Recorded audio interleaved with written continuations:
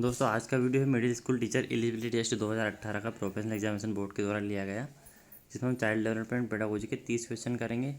और आज का जो हमारा वीडियो है ये है आपका 29 नंबर का, यानी कि 28 वीडियो हमने कंप्लीट कर ली। यदि वो आपने नहीं देखे तो जाके देख लीजिए, उसकी प्लेलिस्ट मैंने चैनल पर बना दी है।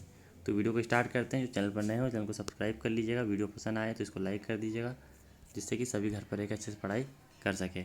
चलिए पहला क्वेश्चन स्टार्ट करते हैं। द्विध्रुवी विकार बाइपोलर डिसऑर्डर किस प्रकार का विकार है? मनोदशा, अधिगम, व्यक्तित्व और विचार। तो द्विध्रुवी विकार यानी बाइपोलर डिसऑर्डर जो विकार है वह है मनोदशा का मूड का। तो ऑप्शन नंबर 1 आपका इसमें सही हो जाएगा। सेकंड नंबर का आपका क्वेश्चन, निम्नलिखित में से कौन सा मानसिकता के सिद्धांत का सबसे अच्छा वर्णन करता है? स्थिर मानसिकता विराम यानी फिक्स्ड माइंडसेट स्टाफ को बदला नहीं जा सकता है। स्थिर मानसिकता यानी फिक्स्ड माइंडसेट केवल असफलता देती है। प्रौढ़ मानसिकता बुद्धि को परिभाषित करता है। प्रौढ़ मानसिकता असफलता को एक मामूली रुकावट के रूप में देखती है, सुधारने और विकसित होने का अवसर देती है। तो आप सभी समझ गए होंगे कि इसका आंसर क्या हो जाएगा, ऑप्शन नंबर 4, क्योंकि मैंने बताया था कि यदि कोई आंसर आपको समझ में ना आए और इसे डिटेल्ड कोई आंसर हो तो वही उसका आंसर रहेगा।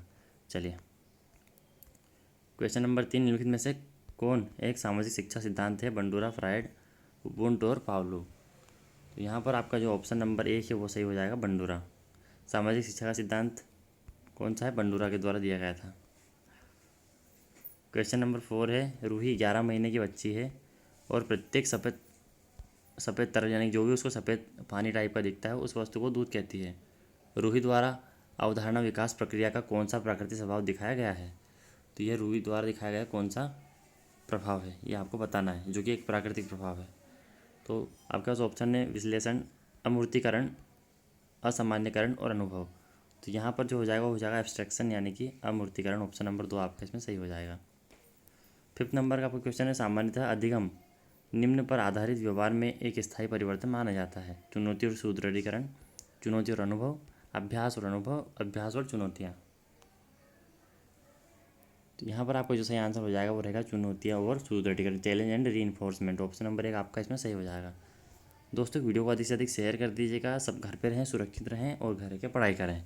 ठीक है, एग्ज़ाम कब आएगी कब नहीं आएगी जैसे उसका नोटिफिकेशन आएगा मैं आप सभी को इन्फॉर्म कर दूंगा, लेकिन अभी हमारे पास जो टाइम है उसका हमें सही उपयोग करना है।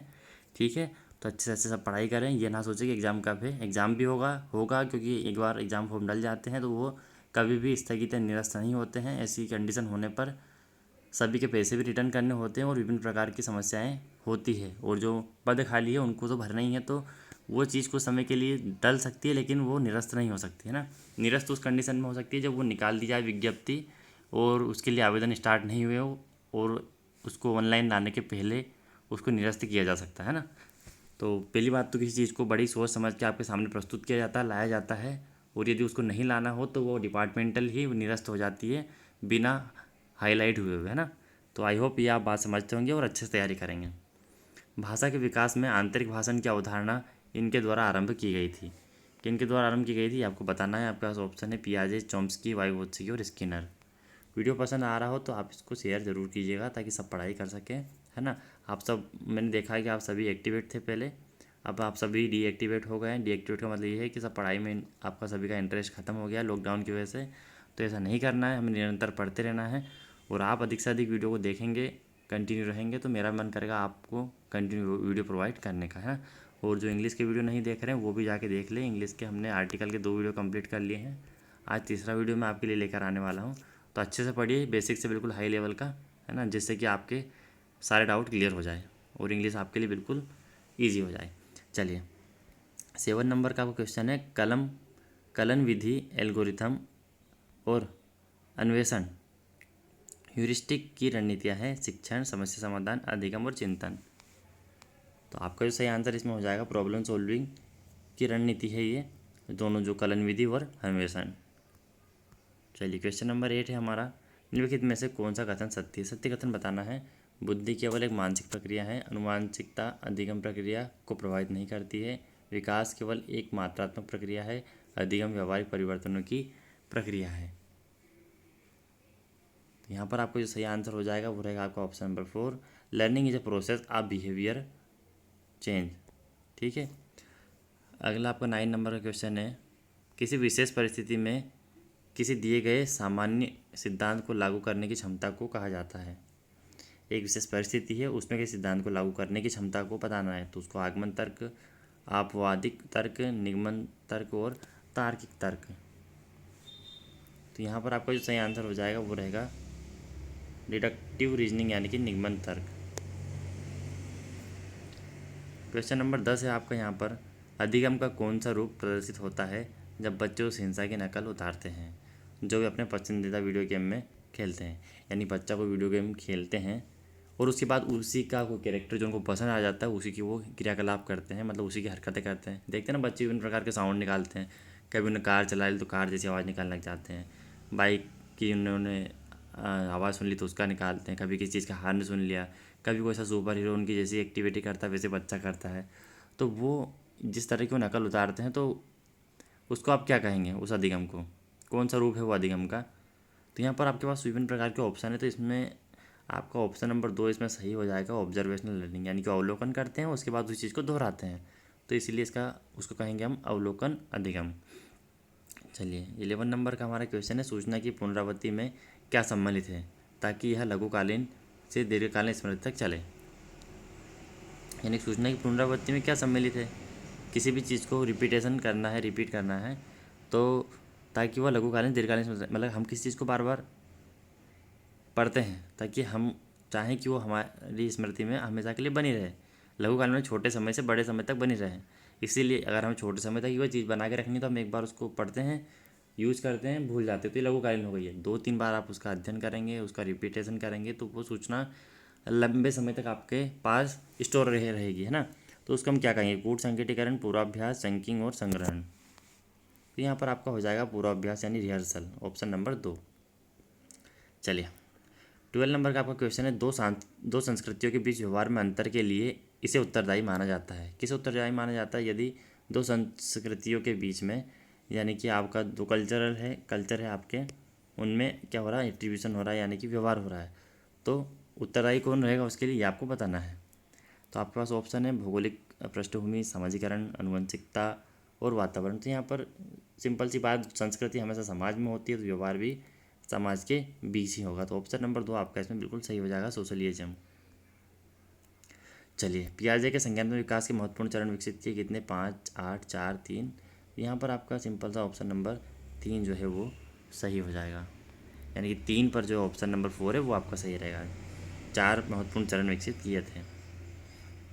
चलिए क्वेश्चन नंबर 14 है आपका, सभी सामाजिक स्थितियों से निपटना आसान है यदि आप अपने के बारे में जानते हैं। किसके बारे में जानते हैं तो निपटना आसान है, तो रुचियों, खूबियों, व्यक्तित्व और शौक हो। तो यहाँ पर पर्सनालिटी यानी अपने व्यक्तित्व के बारे में यदि आप जानते हैं तो आप विभिन्न प्रकार की सामाजिक परिस्थितियों से आसानी से निपट सकते हैं।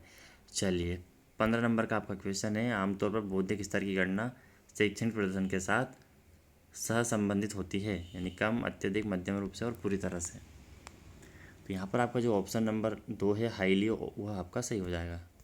चलिए क्वेश्चन नंबर 16, मस्तिष्क का कौन सा भाग चिंतन के लिए जिम्मेदार है, यानी कि आपको बताना है कि थिंकिंग आपके मस्तिष्क का कौन सा भाग करता है। सेरिबेलम होता है आपके मस्तिष्क में, लिम्बिक सिस्टम होता है, मेडुला होता है, सेरेब्रल कॉर्टेक्स होता है, तो इसमें से कौन सा भाग आपका सोचने का काम करता है ये आपको बताना है। तो यहाँ पर आपका जो है सेरेब्रल कॉर्टेक्स यानी कि प्रमस्तिष्क वल्कुट, ऑप्शन नंबर 4 आपका इसमें सही हो जाएगा। ठीक है दोस्तों, अगला आपका क्वेश्चन देखते हैं, क्वेश्चन नंबर 17, निम्नलिखित में से कौन सी हमारी कार्यशील स्मृति का हिस्सा है, यानी कि कौन सी आपकी वर्किंग मेमोरी है। एक आपकी काम करने की मेमोरी है, एक आपकी सोचने की मेमोरी है, तो वर्किंग मेमोरी का हिस्सा अपने मस्तिष्क में कौन सा है ये आपको बताना है। मस्तिष्क के 3 भाग होते हैं, उनमें से आपको बताना है। तो यहाँ पर केंद्रीय कार्यकारी, घोषणा स्मृति, शब्दार्थ स्मृति और संवेदी रजिस्टर। तो यहाँ पर आपका जो है केंद्रीय कार्यकाल यानी कि सेंट्रल एग्जीक्यूटिव जो भाग रहता है वो आपका स्मृति का हिस्सा जो है कार्यशील स्मृति का हिस्सा माना जाता है। चलिए 18 नंबर का आपका क्वेश्चन है, इनमें से कौन से कक्षा के अभ्यास विद्यालय में विद्यार्थियों की प्रेरणा को कम कर सकती है, यानी कि कौन से ऐसा अभ्यास है जो जो शिक्षार्थी होते हैं, विद्यार्थी होते हैं, उनकी जो मोटिवेशनल है, उनकी प्रेरणा उससे कम हो जाती है। तो शिक्षक द्वारा विद्यार्थियों की कठिनाइयों का निदान करने के लिए उसे पहचानने में असफल रहना, शिक्षक द्वारा विद्यार्थी की योग्यता से अधिक ग्रेड देना, शिक्षक द्वारा निम्न प्रदर्शन करने वाले अधिगमकर्ताओं को प्रोत्साहित करना। और अगला है शिक्षक द्वारा उच्च शैक्षणिक मानक में उत्कृष्टता के रूप में उच्च उपलब्धि प्राप्त करने वाले जज करना। इसका आपको सही आंसर बताना है कि इसका सही आंसर आपका क्या हो जाएगा। अब आप जैसा पूछा गया है कि प्रेरणा कैसे कम होगी, तो उसके अनुसार आप एक सूटेबल आंसर यहाँ पर खोजने की कोशिश कीजिए। क्योंकि यदि आप मेरे द्वारा बताई गई ट्रिक लगाएंगे यहाँ पर कि हाँ यहाँ पर जो है दो बड़े आंसर है तो उनमें से दोनों के होने की संभावना है, तो अब आपको सूटेबल आंसर यहाँ पर देने की कोशिश करना है। तो प्रेरणा कम बच्चों कम होती है जब शिक्षक द्वारा विद्यार्थियों को कठिनाइयों का निदान करने में उसे पहचानने में असफल रहता है। यानी टीचर ही किसी चीज़ को निदान करने में या फिर उनको सफल करने में असमर्थ है तो बच्चे की प्रेरणा कम हो जाती है। ठीक है, तो यहाँ ऑप्शन नंबर 1 आपका सही हो जाएगा। चलिए 19 नंबर का आपका क्वेश्चन है, दो सहयोगी अधिगम सिद्धांत कौन से हैं। आपको बताना है कि दो एसोसिएटिव लर्निंग थ्योरीज कौन सी हैं। शास्त्रीय अनुबंध और प्रभावी अनुबंध, शास्त्रीय और उत्पीड़न, शास्त्रीय और क्रिया प्रसूत और शास्त्रीय और अवलोकन अनुबंध। तो यहाँ पर आपका जो है शास्त्रीय और प्रभावी अनुबंध जो है वो अधिगम सिद्धांत है, आपके दो सहयोगी अधिगम सिद्धांत। यहाँ पर आपका ऑप्शन नंबर 1 जो है बिल्कुल वह सही हो जाएगा।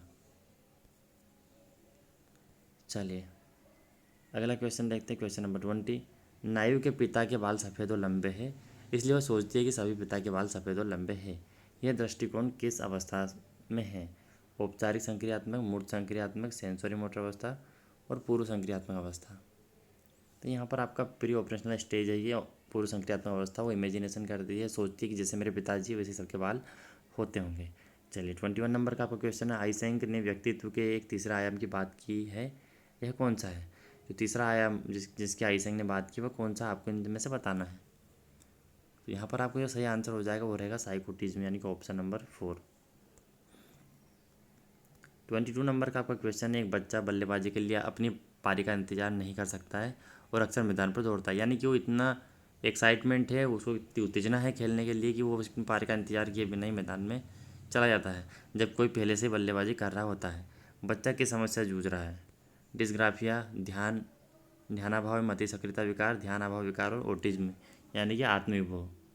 तो यहाँ पर आपका ध्यानाभाव एवं अति सक्रियता यानी कि हाइपर एक्टिविटी डिसऑर्डर है, अटेंशन, वही आपका ADHD। ठीक है, ऑप्शन नंबर 2 आपका सही हो जाएगा। चलिए 23 नंबर का आपका क्वेश्चन, निम्नलिखित में से कौन एक मानवतावादी सिद्धांतकार है। Sigmund Freud, Ivan Pavlov, Aaron Beck और कार्ल रोजर्स।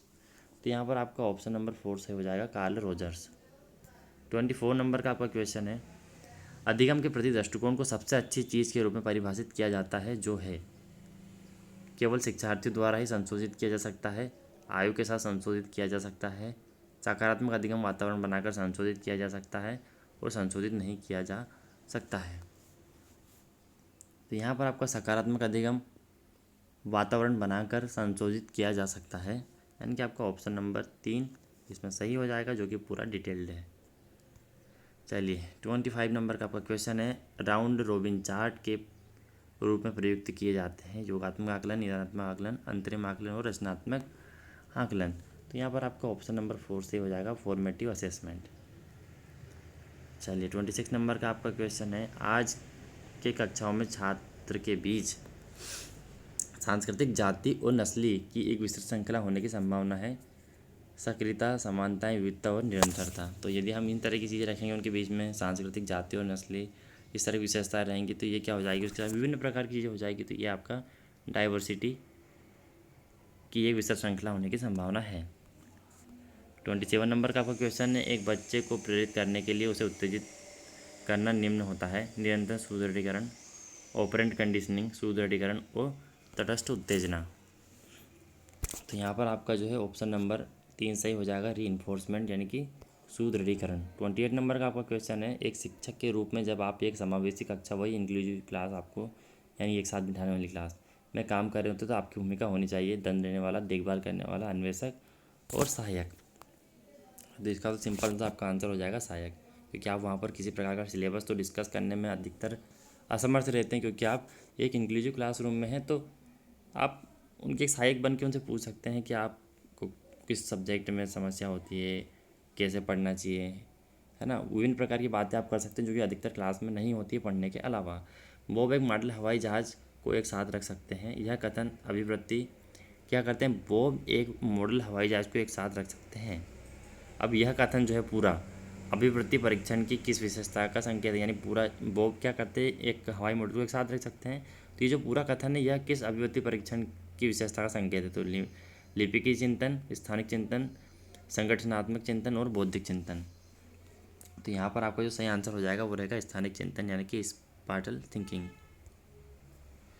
चलिए अगला है आपका 30 नंबर का और अंतिम क्वेश्चन। एक बच्चे के मूल जन्मजात स्वभाव को निरूपित करने के लिए किस पद का प्रयोग किया जाता है, व्यक्तित्व, प्रकृति या मिजाज, रुचि या संलग्न। यहाँ बच्चे के मूल जन्मजात स्वभाव को निरूपित करना है तो प्रकृति या मिजाज, ऑप्शन नंबर 2 आपका सही हो जाएगा।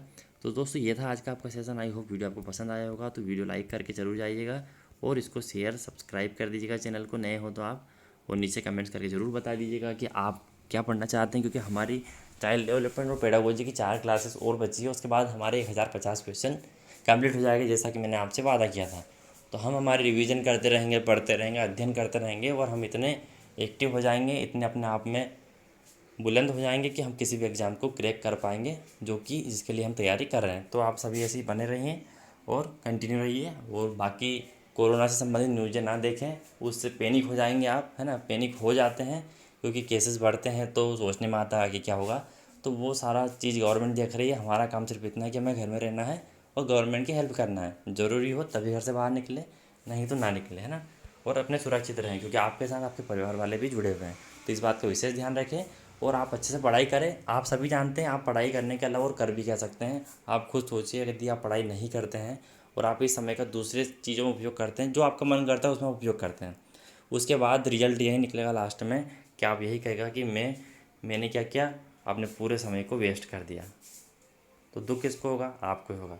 इसलिए इसका सदुपयोग करें और बाद में खुश रहें कि मैंने इस समय का सदुपयोग किया। ठीक है दोस्तों, चलता हूँ। आज की वीडियो के लिए इतना ही, मिलेंगे हम कल के वीडियो में।